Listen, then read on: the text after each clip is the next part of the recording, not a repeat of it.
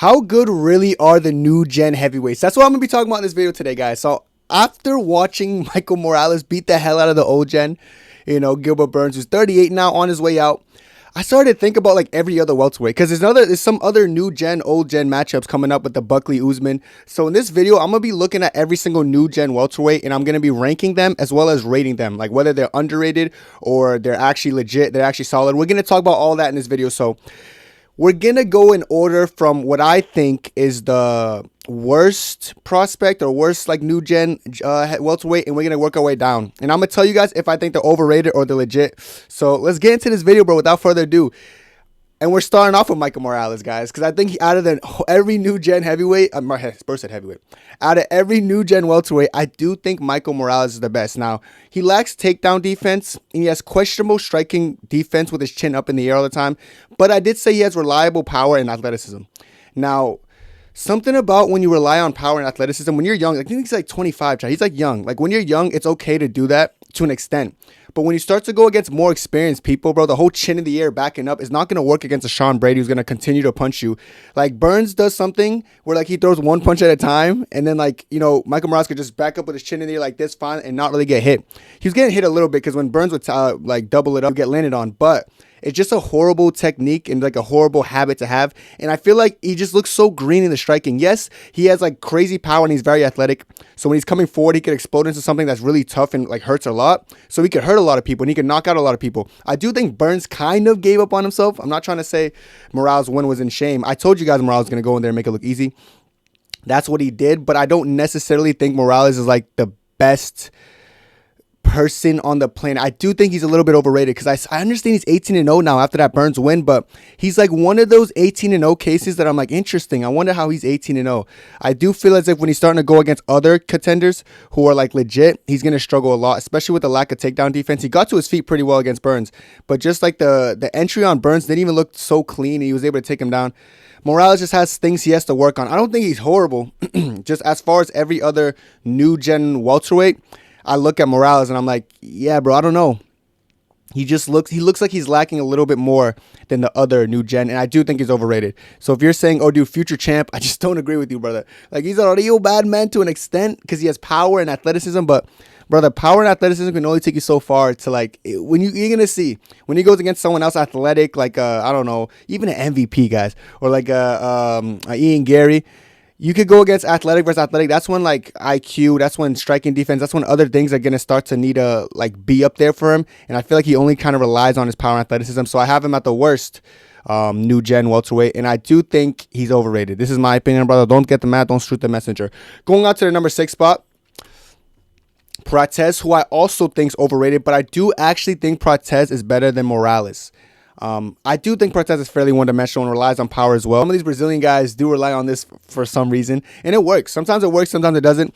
But I said he still has potential. I do think he actually beats Morales, unironically. I haven't seen Morales go 5 rounds yet. I've seen Prates and Ian Gary. They went deep in the trenches with that 5-round fight, and Prates never really gave up. So something you can't teach is like grit and heart.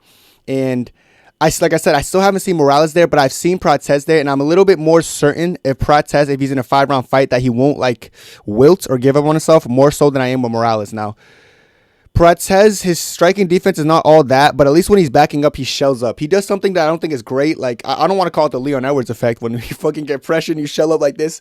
Prates kind of does that, but at least he's being defensively sound while backing up and trying not to take damage, whereas I feel like Morales is just like trying to explode backwards with his chin in the air, trying not to get hit. I would have Prates if they ever fought. I'll be real. I'll be so transparent. I'd probably pick Prates to win. I just feel like Morales is a little bit more green. And I feel like Prates has a little bit better of takedown defense than Morales does. I think like Prates just does a better job not getting put in a bad position on the ground to begin with, whereas I feel like Morales could get back to his feet pretty well sometimes, but he can get taken down a little bit easier than Prates. So I do think both guys are fairly one-dimensional. I guess you could say on paper Morales is more well-rounded, but I do like the fact that Prates does a little bit better defending takedowns. This is my opinion, so I do think he's a little bit ahead of Morales, but I still look at him like, brother, he's overrated, bro. He's a little overrated to me. I think people are starting to slow down the hype train after Ian Gary beat him on short notice, but that's Ian Gary, who's actually pretty solid. Now, going out to the top 5 new gen welterweights. At this point, I think these guys are pretty sound. Buckley, He's legit. He's well-rounded, powerful, and battle-tested. When I say battle-tested, he fought some mean people at 185, like a Mavovs. Yeah, he was losing to some of them, but against a Mavov in the last round, he almost took his head off a couple times, you know? And those are bigger guys. Since he's come down to 170, it looks like he came down to his own. Yes, I could look at fights like Wonderboy, like you're struggling with Wonderboy, but Wonderboy is a pretty dynamic striker. He's very unique in that karate stance, so, you know, it's not easy, and especially in the Wonderboy fight, he was going through some adversity, and he just like, fuck it, dude, I gotta get in there, I gotta knock him out, and he put him on his ass in the third round. So that shows that he knows how to get it done if he is down, if he is slacking. And I did say he's powerful as well as strong. I feel like it's good being a lot bigger than some of these guys, especially coming from 185 to 170. You're probably going to have a lot of muscle, strength, and like power on these guys. So I feel like Buckley's one of those people who could use it to his benefit. The Colby Covington fight showed clearly, if you're going to go in there and just try to wrestle Buckley because you're just a good wrestler, he will literally throw you off if you just have no, he would throw you off him if you have no like entry behind your takedown. You can't just wrap up Buckley, who's going to send you flying, dude. He's strong, he's physically like adequate in that aspect. I feel like he just hits hard too. So you don't want to get hit in him in the pocket. You don't really want to stand with him in the pocket. And I can't wait to see the Usman fight, you know. Hey, listen, I don't even think I'm going to bet on that fight. I'm just going to pick who I think's going to win the fight week. I still don't know who I'm going to pick, and then we're going to watch. But I do know Buckley's legit. I used to have like mixed emotions about him. Like, is he legit? Is he not? Truth be told, he's legit because he has like the perfect physical attributes, as well as I feel like he's battle tested and he's pretty well rounded. He doesn't really shoot a lot of offensive wrestling attempts, but defensively he's pretty sound in that aspect. So I just think he's pretty solid overall, and I think he's a top 5 new gen welterweight, and I think he's legit. So this is my opinion, brother. So respect this guy a little bit, because this he could have some potential. Like I said, the Usman fight's gonna show a lot, because people think he's gonna go in there and just knock out Usman in the first round. You guys are crazy. Usman's not Burns. You know, people like Burns who like have a whole career of kind of giving up when shit gets tough, they're gonna give up easy when they're 38. You know, Usman's best weapon has always been kind of him weaponizing his endurance and just biting down on his mouthpiece and keep swinging. So we have to see how he does against Buckley. I think it's gonna be a hard fight for both, but it's going to be the best man's going to come on top. So we're going to have to see how that fight goes. That fight's going to answer a lot of questions. And if Buckley loses to Usman, it doesn't automatically make Buckley bad. It's just Usman who's Usman. But, you know, of course, Usman's a little bit older. So this is supposed to be the new gen kind of kicking the old gen to the ground. Or, you know what I'm saying? It's trying the UFC's trying to advance the generations, man. You can see what the matchups are doing. Morales, Burns, you know, Usman, Buckley. They're trying to get a shift in the dynamic. I get it, brother. You know, I see this, brother. You know, you're not fooling me. Maybe little fans, you're fooling. Not me, brother. I know what you're doing. But we'll see if that plan works against Usman. But I still think regardless, he's legit. So if Usman wins, give him credit. If Buckley wins, give him credit, because they're both going to be a good fight. Moving on to the top 4. I got Ian Gary. I actually think he's better than Buckley. I feel like he's well-rounded, maybe more than Buckley to an extent, because I've seen Ian Gary offensive wrestle. I see him defensively wrestle. Like, I've seen his offensive grappling, seen his strikes. I said he's lanky and quick. Now, in the MVP fight, I swear people like switched up on Ian Gary striking. Ian Gary can strike, chat, and he showed it in the protest fight on short notice. He can still strike. Like, he has power. He's quick. He's witty. He has 1-2s that go ba-ba, and he's out. He's quick, and he has good head movement as well. Like, he's really nice at striking. People don't understand how good MVP is, and I feel like I don't know why they don't understand how good MVP is. Like, I just don't know what to grasp from it. But my point is like, if he's going against someone who's not abnormally quick and like mastered the karate stance for their entire life, since like for fucking 37 years straight, he's not going to struggle. So against Protez, who's also a good striker, people are going to switch up on Protez like, oh, striking's mid now. It's his only weapon. It's his best weapon. Let's be real. And Ian Gary put the beats on him like Dr. Dre in the striking, if we're being honest. Ian Gary's only kryptonite in that fight was his cardio on short notice in a 5-round fight, which I'm not fully surprised about, that he didn't have the best 5-round cardio for a short notice fight. That I don't know. Ian Gary, though, like, it's not bad that he's taking his fights. I even put it as a pro. Like I said, he's experienced and he takes risky fights. Like, stepping up against Shavkat, that's not something people would do. You know, stepping up short notice against another like rising contender like Protez, it's not something smart to do on paper, but he did it and won. You know, he's even weighing in as backups for all these fights. It's like, dude, this guy's crazy, but he's getting experience, and I feel like he gets it. Some new gen welterweights, they don't get it as much as like Ian Gary gets it. Ian Gary wants to be the best. People hate on him for whatever reason, you know, whatever his personal life. I don't even think people hate him. I think they hate his wife. I don't even know if they hate Ian Gary. Ian Gary's a good fighter. You know, yeah, he has some weird tendencies, but I think the guy's legit. I don't know. I think he's actually slept on, and he's one of the best welterweights, and I think he's a potential future champion in the weight class. Like, I honestly wouldn't be surprised if he becomes champion. I think he could beat Buckley if he fought. He could beat anyone who's like under him in this list. This is my opinion. Everyone who's ahead of everyone in this list, they could beat everyone behind them. Ian Gary could beat Buckley. He would definitely beat Protez again, and he'll beat Michael Morales like nothing. This guy's a lot better than what most people think, and I feel like you guys got to start paying respect to Ian Gary now. Like, he might be annoying, or maybe Keep in mind, you don't like his confidence. I don't know, brother. You like Ilia Topuria's confidence, so why not like Gary? He's legit. He's good. He's actually talented. He's well-rounded, and he's the future of welterweight. And he's young too. He is young. He's still in his 20s. So keep your eye on him as far as the new gen welterweights are concerned. But I honestly think it even gets better from Ian Gary. And after Ian Gary, I have Rakhmonov in the number 3 spot. Now this is weird because Rakhmonov and Ian Gary are interchangeable to me. But since Rakhmonov was to beat Ian Gary, I have to put him ahead of him. I said well-rounded. He has good finishing ability. And he's tough and can manage adversity. Now, being as tough as Shavkat's a big thing. Now, I seen Ian Gary go through adversity kind of in the protest fight. He didn't give up, but there was a glimpse of like, I almost saw Ian Gary, like, when he was getting ground and pounded, almost like, I remember he, like, crawled to the cage or something and shoved up. I was like, I was like, I don't know, brother. This is not good. I saw that. I was like, I was like, I don't know about that.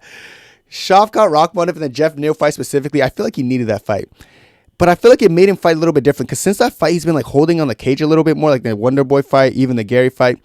But, he needs that fight. Maybe it's going to make him fight smarter, maybe lowers his finishing rate. Cool. But he showed me in that fight that he could take punches and keep coming forward and try to break someone. So when shit hits the fan with Shavkat, he's not going to be new. He's not going to be crawling to the fence like Ian Gary. Ian Gary's probably not going to do that anymore. Let's hope not. I don't know what that was, but Shavkat showed me in that fight he could take big shots, big blows, and keep coming forward and ultimately break someone with his forward pressure. And that's something you can't really teach. And that's something I've noticed a lot of the great welterweights had. Usman had that. He would take damage, keep coming forward. Kobe had that. Oh, Kobe sucks, Kenny. Kobe in his prime, he had that. Oh, yeah. People can say whatever they want, but you know what I mean. GSP, they had that. They'll be able to take some big blows and adversity, and they'll keep coming forward, trudging forward, and they'll find a way to win. Shavkat showed that in the Jeff Neal fight where he ultimately choked him out. And honestly, he arguably won almost every round in that fight, but he was going through adversity. That's my point. And when you're that tough and you can manage that shit, I think you're a really good welterweight. So that's why I look at Shavkat. I'm like, brother, Rio bad man. This guy's actually legit. I don't ever look at him like, yeah, dude, oh man, he's cowabunga like the casuals say. Casuals did ride him, to a crazy extent. Initially, I was like, bro, he's overrated. But the more I start to look at him and like understand what he is as a fighter, you can't teach fighting. You can teach fighting techniques. You can't teach fighting spirit. Shavkat has that. Since that Jeff Neal fight, obviously, like, he did slow down guys, but that's not bad because he's starting to fight a little bit smarter, which I think is better for him as he gets older. He's almost 30, I'm pretty sure, but for a new gen welterweight, I do think he's very promising and has a promising future. In the number 2 spot, I actually have the champion, Jack Della Maddalena. He's legit. He has good boxing, improved takedown defense, and he's tough and been 5 rounds. Although Bilal went in there and said, let me just strike with this guy for the most part. And I hate when comments say, Kenny was wrestling every single round. Chat, you guys don't understand, like, shooting a takedown off the back foot, like shooting a takedown to get close and shooting a takedown to complete it. He was shooting takedowns to, like, close the distance on him initially, but they weren't even complete takedowns. Like, he would shoot it like at 20 seconds left in the round or something. It's not a real takedown to get him down and do something. Later in the fight, Bilal did try to shoot to take him down. At that point, JDM was too slippery and he was slipping and sliding. Bilal did take him down sometimes, when he was committing to it. But either way, like, he didn't have the game plan that I thought he would.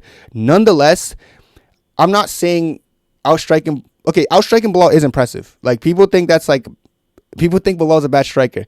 Bilal was tagging up JDM, and JDM had a choice. When he was getting pressure like that, like, he was melting sometimes and, like, would back up and high guard a little bit.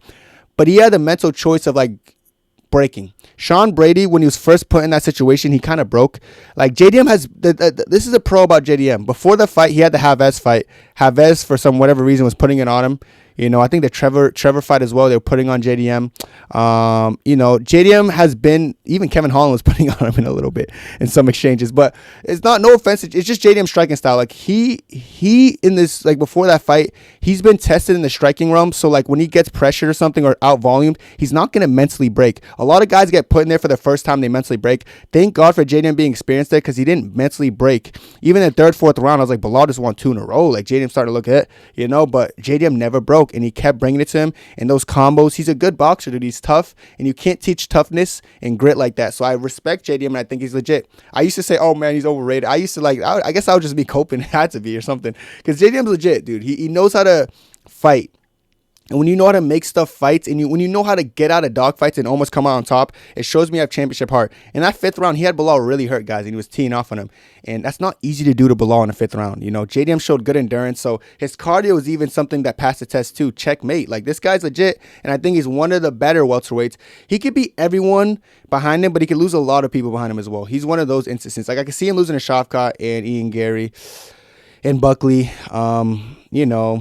And, but that's not the point. The point is he's still legit, and I think I'll put him number 2 just because he surprised me with the Bilal performance. Of course, someone like Gilbert Burns had a lot of success against him, but like Gilbert Burns like was a little bit more committed to the wrestling than I would say Bilal was. And Gilbert Burns has better control than Bilal on the ground. So, but even then in the Gilbert Burns fight, he showed that he could still out scramble. People always blame it the broken forearm. Chat, not Gilbert Burns. JDM actively does this every single time. You throw a kick at him, he does this. You throw takedown attempts, he does this. He blocks everything on his forearm. Saying it's only happened because of broken forearm, it makes no sense considering his whole game plan is to let my forearm take all the brunt of the damage. It happens. I don't know why I don't know what kind of excuse that is. I don't know if it's a real excuse for people just saying it for shits and gigs. Yeah, man, he just hurt his forearm. That's how he blocks everything. So when you take everything on the brunt of the forearm and you a shin hits your forearm, just know the shin's not going to break before the forearm bone. So JDM, unfortunately, I don't know the longevity with that style, dude. I don't know, dude, though. Yeah, dude, let me catch it on my forearm, man. My fucking forearm. You can have a strong forearm, dude. I don't think it's stronger than the shin. This is my opinion, brother. But yeah, horrible excuse. And people are going to start to invest in that and start just throwing kicks to kick him. Just for the sake of kicking his forearms because he's probably going to catch the brunt of it there. But yeah, he's not hard to take down necessarily, but in the Bilal fight, he did show good takedown defense later in the rounds. Of course, he got taken down sometimes, but he was able to get back up since then. So he's still a good competitor, not as well-rounded as some people under him in this list, but I still think I'm going to give him respect and say top 2 dollar, brother. Which leaves the number 1 spot for my one and only boy, Sean Brady. He's legit, and I think he's the most promising new age fighter. As far as everyone in the new gen, I know he's going to be champion. He has the right mentality. He's well-rounded. Like, his boxing's not bad. He has good boxing pressure. And what I like about Sean Brady is he uses his boxing to set up his wrestling. Bilal in the JDM fight wasn't using boxing to set up his wrestling. The funny thing about Bilal in that fight for some reason is when he would shoot a takedown, he would just be staring at him, and then shoot. Bilal never done that in his life until the JDM fight. And I really think it was because he just wasn't in the right mindset. Like, he was doing something stupid. Like, he would just shoot. Blind shots like always look stupid. Like Kobe did it against Buckley too. He wasn't just like he would just pause, stare at him, and then shoot. Like he would jump into a double leg and Buckley would just sprawl. I'm like, dude, these wrestlers who don't set up their wrestling through boxing, they always look like idiots. Sean Brady, from every single fight he's done, he set up his boxing and then he used some wrestling exchanges. Like that's what he would do. He would press you, and he's changed levels. Did it against Burns. He was even grappling with Burns. He grappled. And he's not shy. He would grapple with everyone. That's his game plan. Like his game plan would never change. Bilal goes once against Brady, didn't shoot a single takedown. Went against Burns, didn't shoot a single takedown. Because Bilal respects people's grappling. Sean Brady doesn't, and I think that's the better thing. People like Hamza who don't respect grappling, I feel like he does amazing when he does that. Like Hamza didn't respect Usman's grappling, nobody, but he respected Burns' grappling. I remember after that, like he was letting Burns up because he was scared of the BJJ. He had a hard-ass fight. Since then, Hamza has not been respecting grappling like he should. Sean Brady already has it figured out that I don't got to respect people's grappling because no one could be on the mats with me in BJJ, and my wrestling's amazing. No one's a better grappler than me. He knows he's the best grappler in the division. He's strong, and he's huge for the division. 199. He's the biggest welterweight out on the roster actively. I've seen that Michael Morales gets up to 196, but Michael Morales is also like 6 something, like over 6 feet, I'm pretty sure. I could be wrong. But like Brady's like what 5'8", 5'9", and he's 199, and fucking Morales is 196, and he's still outweighing that guy. He's so big. Like someone like Bilal gets up to 190. That's like 9 pounds less than Sean Brady. And these are some big welterweights. So I look at Sean Brady. I'm like, his size, dude. He's physically strong. He's huge. He has some decent boxing. He has great grappling. This is the best new gen welterweight, and it's not even up for debate. Like anyone, you can have your favorites. You can have who you like the best, but you can't take away the fact that Sean Brady's a real bad man out of every single welterweight, brother. This guy, he reminded me of me, brother. Strong guy, handsome guy, brother. This guy might be just Kenny Okoye, But yeah, as far as this guy goes, I think he's the most legit, and I feel like he's a future champion. It's almost a matter of time, and he wants Ian Gary next. I see him pushing for that. I don't think Ian Gary's gonna want to fight Brady, even though Brady's ahead of him in the ranks, because he understands. I don't think anyone wants to fight Brady. He's gonna be the most feared. I know he's 16-1 now. He lost to Bilal. That's the only guy he lost to, and honestly, I think he could have beat the Bilal. I said him and Bilal are gonna be such a different fight this time around because I feel like Sean Brady mentally is ready for that. Sean Brady made the choice to break. You see it with a lot of great fighters. Inkala made the choice to mentally break against Paul Craig and tap. Sean Brady made the mental challenge to like just not throw back against Bilal until he stopped the fight. I think Sean Brady has mentally got to a place where he's ready now and believes he's the best, and that's going to show whenever he fights for the belt again because I think he's a future champion. But this is it for me, bro. Let me know what you guys think about these welterweights, brother. I think I ranked them perfectly. I think I said if they're overrated or legit perfectly. But let me know what you guys think down below. That's it for me, brother, and God bless. 2, 3.